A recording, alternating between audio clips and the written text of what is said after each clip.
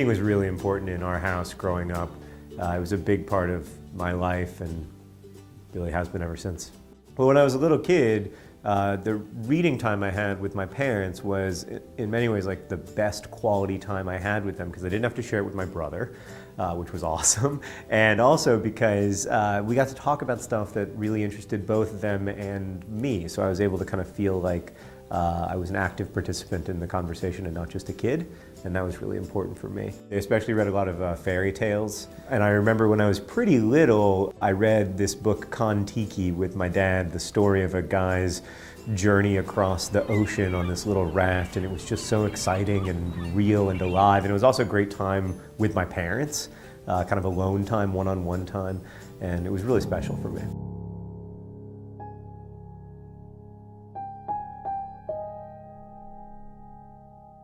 The thing about eggs, though, he said, is that breakfastization gives the scrambled egg a certain sacrality, right? You can get yourself some bacon or cheddar cheese anywhere, anytime, tacos, breakfast sandwiches, grilled cheese, but scrambled eggs, they're important.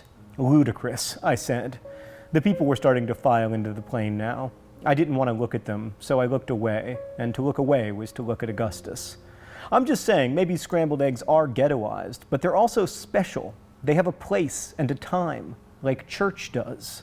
You couldn't be more wrong, I said. You're buying into the cross-stitch sentimentality of your parents' throw pillows. You're arguing that the fragile, rare thing is beautiful simply because it's fragile and rare.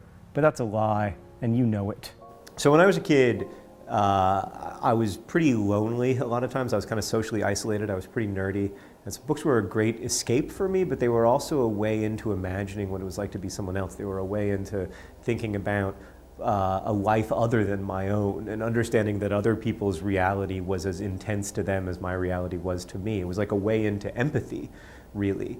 And so a lot of the books that I read when I was a little kid, whether they were sort of books that were supposedly for girls like The Babysitter's Club or adventure novels like Gary Paulson's Hatchet. They were exciting to me partly because I got to lead these different lives. I got to be someone other than myself. Harry! Expecto Patronum! So I wish I had grown up with Harry Potter. I do. With that said, I read Harry Potter as an adult and I enjoyed it tremendously, so I don't feel like I missed out on much. But even in my early 30s, I was expecting a letter from Hogwarts.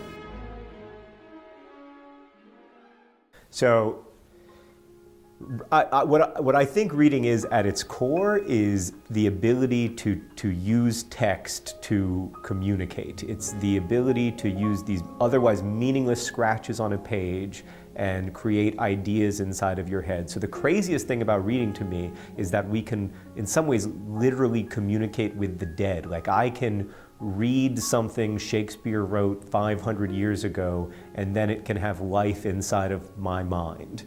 That's as close to magic a thing as we have. Everything that you want to do in your life will be made easier and better and more fulfilling by reading. I know that sounds kind of crazy and, well, I don't know how reading is going to relate to this or reading is going to relate to that, but everything. Because at its core, it's a way into imagining what it's like to be someone else, imagining what it would be like to have a life different from your own. It allows you to imagine possibilities for yourself and for the people around you that you otherwise can never imagine. So it just expands the map of your world. And that in turn allows you to live a life different from the one that maybe you think you're fated to.